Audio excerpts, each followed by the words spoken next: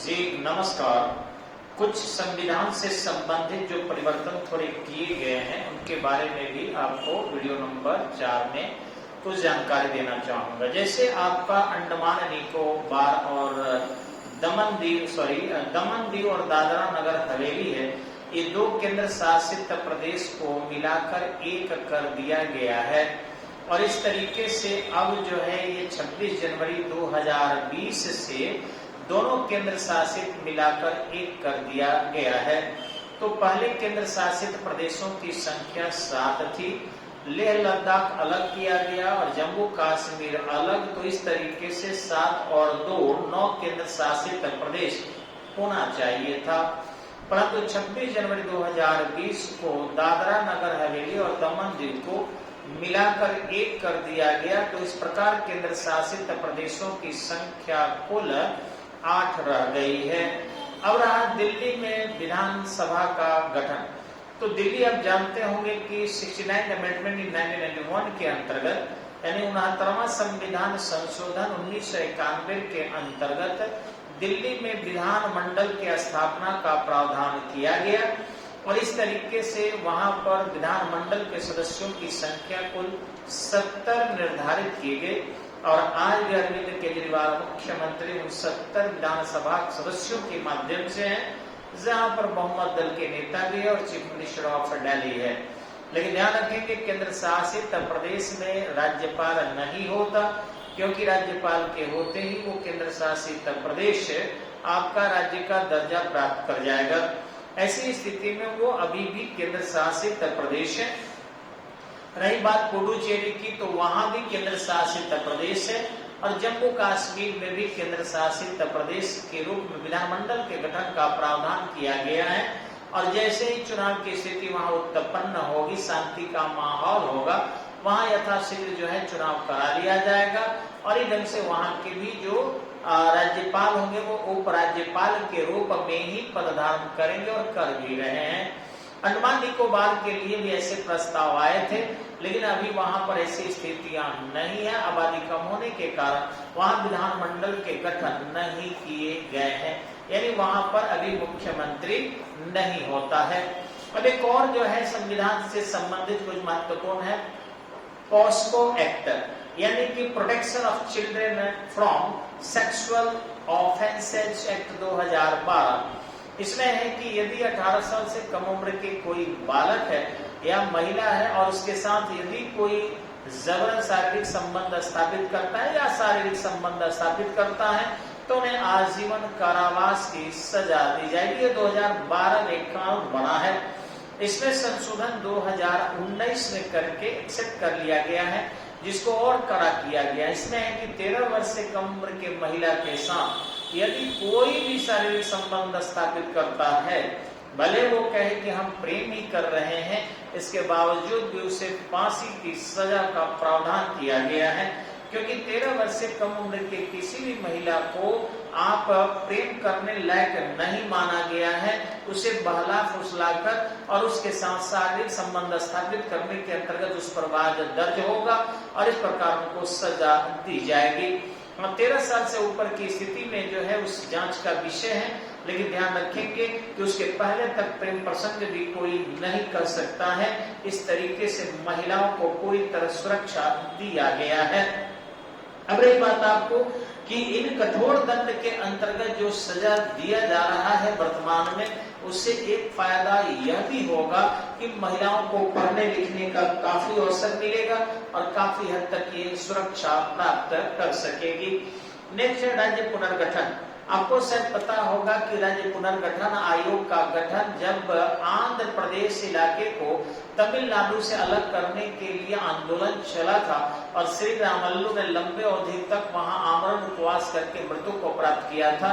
जवाहरलाल नेहरू ने घोषणा किया था आजादी के बाद पहला और अभी तक का एकमात्र राज्य आंध्र प्रदेश तेलुगु भाषी के रूप में स्थापित हुआ।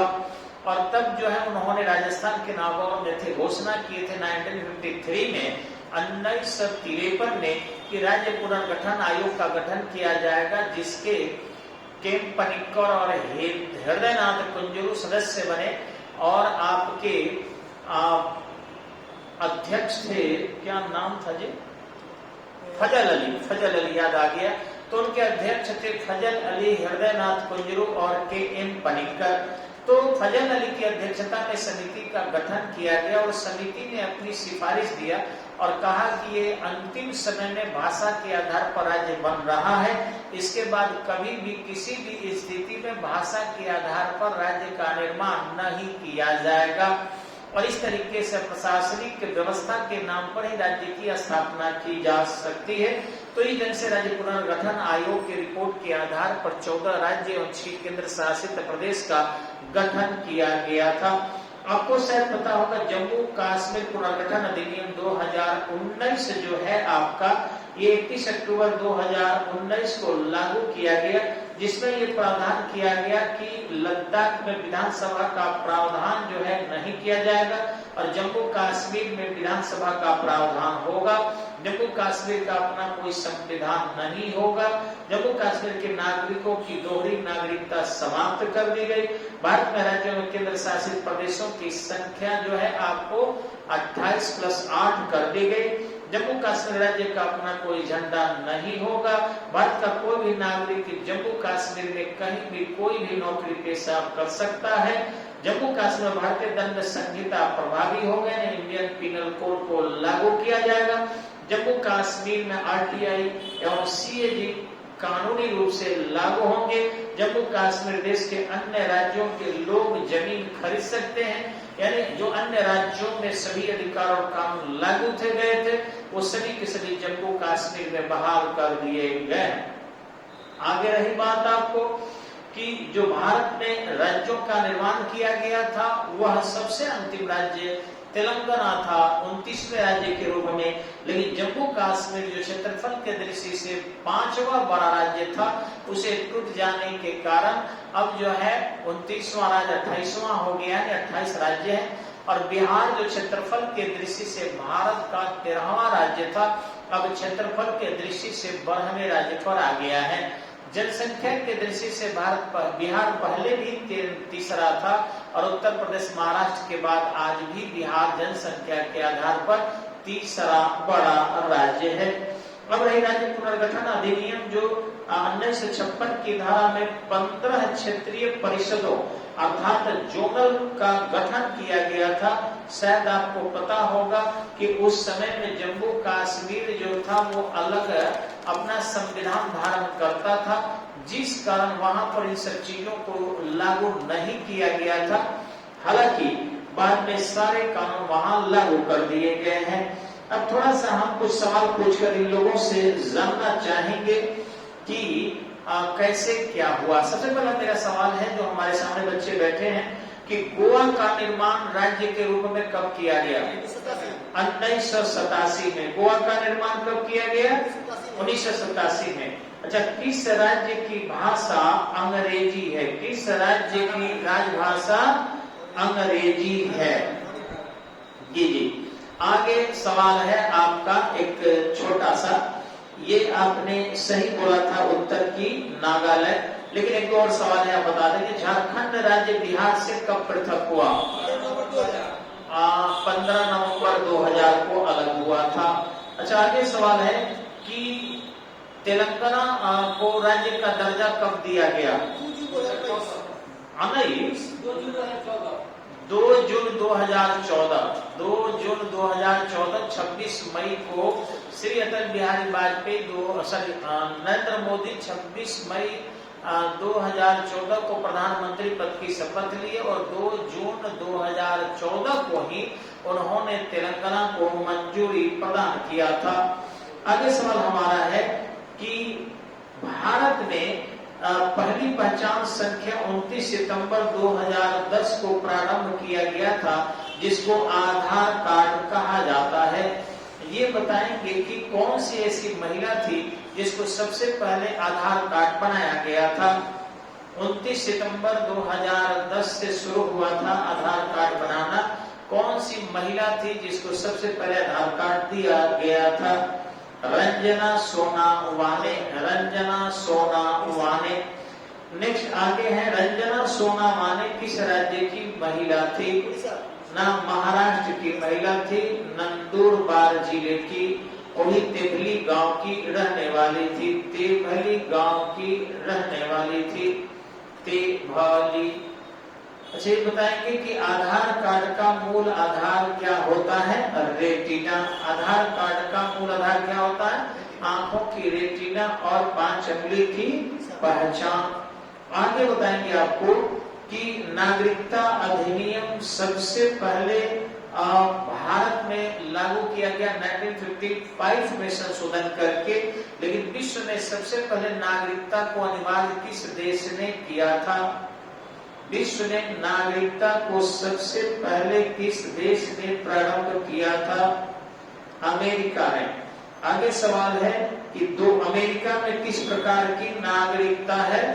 दोहरी नागरिकता है। एक वहां के संघ की और दूसरा वहां के राज्य की नागरिकता है। अमेरिका में दोहरी नागरिकता का प्रावधान किया गया है।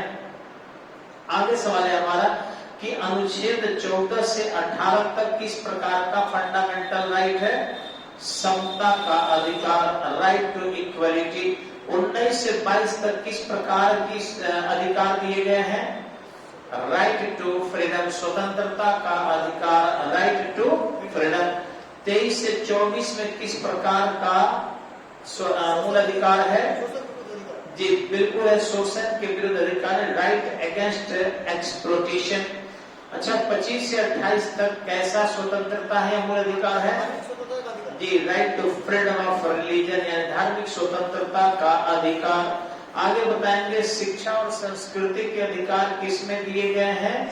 29 और 30 में दिए गए हैं। आगे बताएंगे कि निजता का अधिकार, मैडम को दे आइए, निजता का अधिकार जो है किसमें दिया गया है? जी अनुच्छेद 21 में दिया गया है, राइट टू प्राइवेसी। निजता के अधिकार को जो है कब एक्सेप्ट किया गया था? 24 अगस्त 2017 को। निजता का अधिकार 24 अगस्त 2017 को स्वीकार किया गया था, यानी किसी भी व्यक्ति के प्राइवेसी में आप हस्तक्षेप नहीं कर सकते हैं। आगे सवाल है कि 352 के अंतर्गत आपातकालीन घोषणा हो तो कौन से मूल अधिकार समाप्त नहीं होता? 21 एवं 22।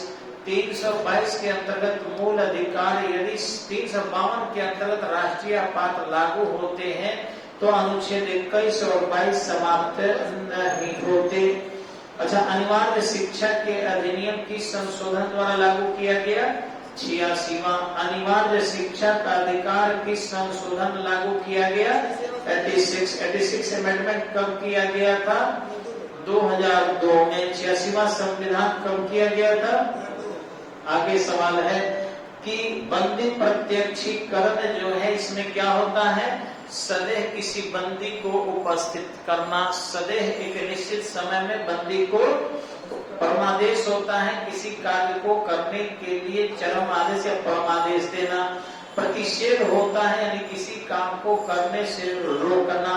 उत्प्रेषण होता है कि कहीं कोई काम कर रहा वहां से हटाकर दूसरे जगह स्थानांतरित कर देना।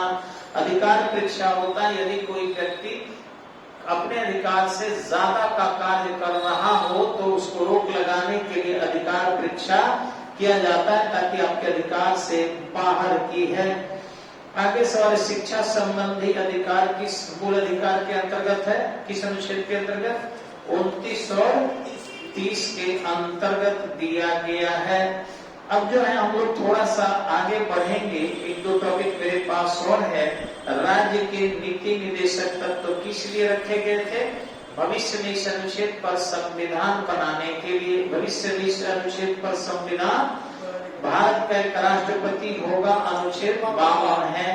राष्ट्रपति में कार्यपालिका शक्ति निहित होगी, अनुच्छेद 53 के अंतर्गत है। राष्ट्रपति के निर्वाचन अनुच्छेद 54 में है। राष्ट्रपति के निर्वाचन की रीति अनुच्छेद 55 में है। राष्ट्रपति की पदावधि अनुच्छेद 56 में है।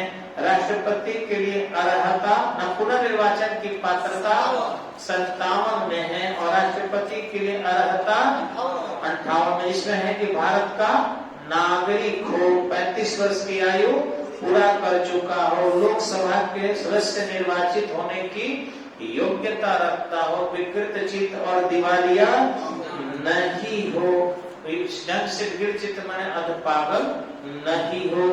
अब रहा कि भारत के राष्ट्रपति जो है पद के लिए शर्तें क्या है उनकी, कि वो पूर्व के सभी पद त्याग दे। राष्ट्रपति के द्वारा लिया जाने वाला शपथ किस अनुच्छेद में है? 60 में है। राष्ट्रपति पर महाभियोग किस अनुच्छेद में है? 61 में है। अच्छा ये बताएंगे राष्ट्रपति पर महाभियोग की शुरुआत किस सदन में होगी? हाँ, लोकसभा राज्यसभा किसी भी सदन में हो सकती है। अच्छा ये बताएंगे कि राष्ट्रपति का पद रिक्त हो जाए तो कितने दिनों के अंतर्गत निर्वाचन कराना जरूरी है? 6 महीना के। अच्छा राष्ट्रपति का पद कितने दिन के लिए रिक्त हो सकता है? 1 दिन के लिए नहीं। कार्यवाहक राष्ट्रपति एट एनी हाउ होगा। अच्छा ये बताएंगे अगर भारत के राष्ट्रपति पद छोड़ दे तो उनके कार्य को कौन देखेगा? उपराष्ट्रपति। उपराष्ट्रपति भी छोड़ दे तो सर्वोच्च न्यायालय के मुख्य न्यायाधीश। कभी सर्वोच्च न्यायालय के मुख्य न्यायाधीश कार्यवाहक राष्ट्रपति बने हैं? कब बने हैं? जी, मोहम्मद हिदायतुल्लाह बने हैं, बिल्कुल सही। अच्छा ये बताएं क्या राष्ट्रपति का आय इनकम टैक्स के अंतर्गत आता है? ना अब आता है। राष्ट्रपति के आय आयकर के धारा के अंतर्गत शुरू कर दिया गया था। राष्ट्रपति का वेतन कहाँ से? न लिखा है, नहीं भी, आयकर से मुक्त होता है।